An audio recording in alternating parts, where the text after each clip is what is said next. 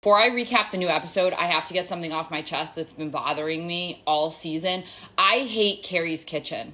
If we were going to film so much in Carrie's kitchen, did it have to be that kitchen?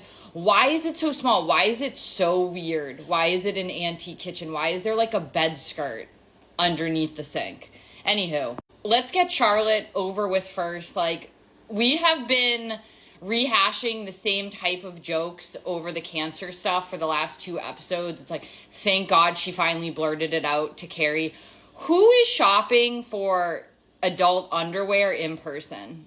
Do these people not have Amazon? And Carrie is like now addicted to Tums. When you looked in her cabinet, this woman, this very, very rich older woman, is using Neutrogena? Anyways, let's talk about her and Aiden. Him showing up and breaking that window and then that entire exchange in the window while he's like sitting on a pile of broken glass. And she's like, there were rainbows in that window. What is this woman doing day in and day out? That she's just standing around noticing rainbows in her windows when she still has all of her furniture like bagged up. What's happening here? I love that he's like lecturing her while sitting on broken glass about not wearing her shoes inside. He's like, you're the most irritating person on earth that always wears their shoes inside. Where are your shoes? And then of course he tells her that he banged his ex-wife. And I always knew that there was going to be something that happened with the ex-wife. You could tell by their tense exchange over giving their murderous son amphetamines. And then Carrie is immediately like, oh, that's okay. Like, I forgive you. Like, I didn't think that we were going to be exclusive while I pathetically waited around for you for 5 years. And of course, he's shocked by that. I broke us. I betray you. Like, shut up. And then he's online for hours on end looking for antique glass, and he's going to drive to Scranton when they never get to see each other. He's there for 1 week because the murderous son was like going to wilderness training camp, probably to figure out how to survive in the woods after he annihilates them. And then she's telling Charlotte, we didn't even get to make love. Let me tell you something. If any of my friends ever use the term make love in real life in a non-ironic way, they would never see me again. But now that he's cheated on her, he's suspicious of the downstairs neighbor. Like, okay, Aiden. I truly believe Aiden hates her.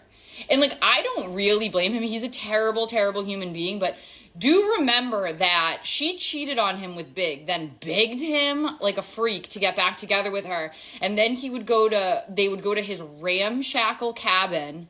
There was like a trash cabin, and she would have Big come up.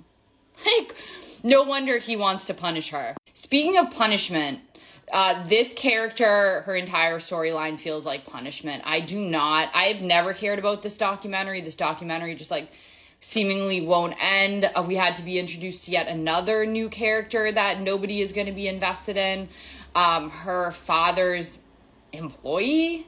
Like, I don't care about any of these people. I certainly don't care about Lisa, chocolate chunk cookie husband, those damn kids. Speaking of children, Miranda introduces Joy, who is her 3rd Airbnb host, to her son Brady. Joy's nervous about meeting Brady. It's like, listen, out of all the kids on this show, Brady is the least offensive because we never see him. Why is Joy acting like this is like a 5-year-old child? It's like, this is a grown ginger-ass man. The only thing that I will agree with Carrie on so far, since this series began, is her reluctance to introduce Miranda to Seema. Because of course Miranda is going to be incredibly annoying about finding a home. Listen, lady, you've been homeless for like 24 months. Maybe it's time to make an offer. And I'll end with my favorite part of this episode, when Seema's driver did not give one single shit that he would never see her again.